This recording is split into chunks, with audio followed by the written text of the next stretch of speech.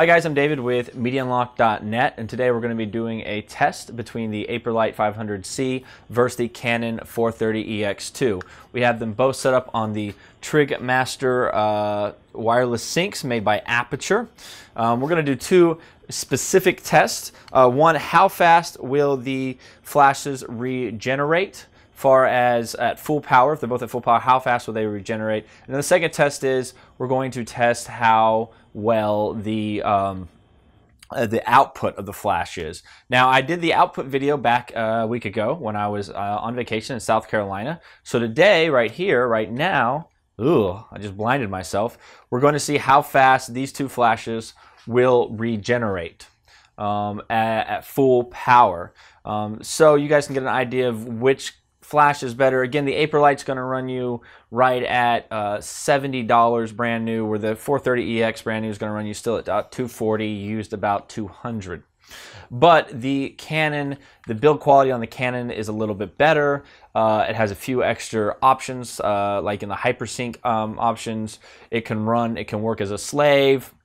Now the 430ex does not do master, nor does the Aperlite. So the Canon does have a few extra options, but again, the Canon's also much smaller, as you guys can see the difference in size right here. So that kind of gives you just a fast rundown of a few different options that each camera has. But the Aperlite is 1/4 the price almost. It is literally, it literally is 1/4 the price. So you can get the Aperlite for so much less. Now what I'm going to do is turn off the light that I have at them. I've got brand new batteries in each flash. And again, if I didn't mention, we're going to go over the flash output in a separate video that I made last week that shows how much output each flash puts out. So if they're set at the same settings, which one is going to give you a brighter flash. All right, so we're just using the trigger, and I'm just going to keep pushing the trigger and see how fast these respond. The Canon's on your right, where the Aperlites will be on your left. Here we go. And that's just the Aperlite going off. And there goes the Canon. And I'm getting like 4 or 5 to 1. So the Aperlite's giving me almost 4 to 5 to 1 of Canon's now. I don't know if you guys can see that. Now I'm going to do it in a slower procession. And there goes the Canon finally. So I'm going to turn the light back on. As you guys can probably see the difference, I'm pretty much blinded now. The Aperlite is going to be much faster at full power. So now what we want to do is we want to switch over, and we'll go to a 1/8 power. And the Aperlite's much faster in doing so, in setting it up. And I'm still blinded. It's going to take me a second to, I got to get this close to my eyes because I cannot see that well right now. I'm going to try to close my eyes this time. All right, so now we're at 1/8 power. Turn the lights back off and let's see how fast they flash. And if you notice, the Canon is falling a tad bit behind, but barely behind. The Canon's pretty much keeping up with the Aperlite there. So now we're going to go to 1/16.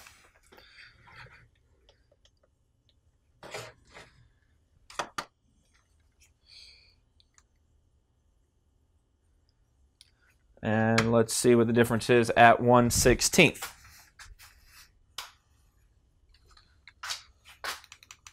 And you guys are probably just getting all kinds of flashes because they're completely in sync, and they're going off at the same exact time, and they're keeping up with each other. There's no delay. So that concludes the flash output. The Aperlite is going to be faster, and it's going to give you way more full power flashes versus the 430ex, where it takes the 430ex much longer, a good 5+ seconds longer to regenerate and be able to take a full power picture again.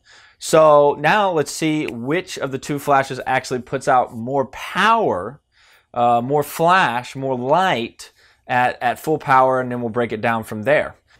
In our next test against the Aperlite versus the 430ex2, we're going to see which one puts out more flash output. So what I've done is I have set the Canon 6D up on a tripod, so it should get pretty much the same exact shot. I have set both flashes to full power. One turned off, one turned on. As you can see, I've got the 430ex turned on at the moment, and we're going to be shooting in this general direction. And at full power, we're going to see how much power output, how much lighting it puts out.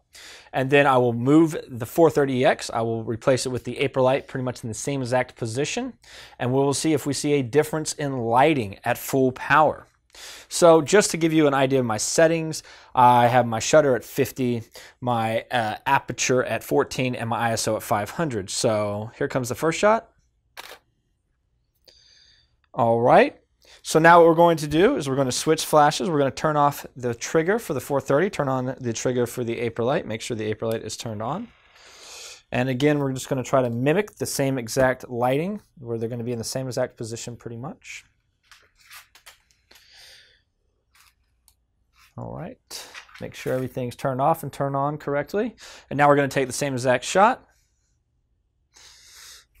And I believe that this needs to be turned over just a tad bit more like that.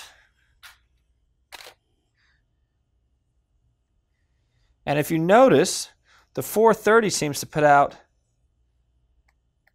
a tad bit more light than the Aperlite. So that was another quick test. Those are both tests that we did, putting them up against each other. Hopefully that helped you guys out on making a decision on a flash. Like I said, the 430 has a few extra features where the Aperlite doesn't, but the Aperlite is 1/4 the price.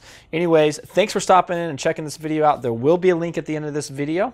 If you guys would like to click and purchase it, it does help Media Unlocked. As well, there'll be a link down below in the description for you to go check it out. Thank you for stopping in. Have a great day. Hey guys, if you'd like to check out our website where we have all kinds of fun and exciting blogs, videos, and extra information that isn't on our YouTube page, click right here. If you'd like to talk to us or contact us and kind of take a look at all the different stuff that we have going on, we've kind of funneled it all through our Facebook. You can hit our Facebook page right here and follow us or like us.